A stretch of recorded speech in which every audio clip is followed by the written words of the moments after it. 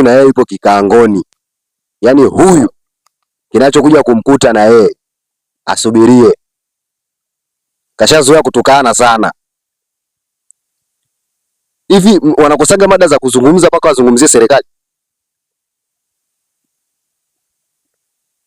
Au wanaona raha kutengeneza chuki kwa wananchi na serikali?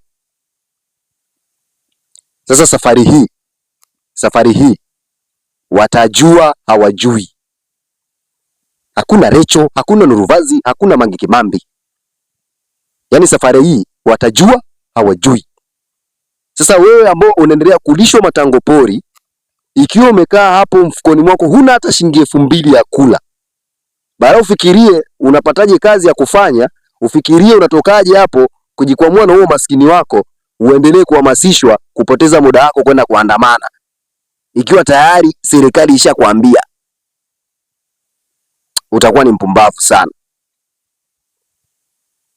Amani tunayo na tunatamba nayo. Sasa usitake tena kuiharibu hii amani. Pambania maisha yako. Mwenyelewa Msakatonge?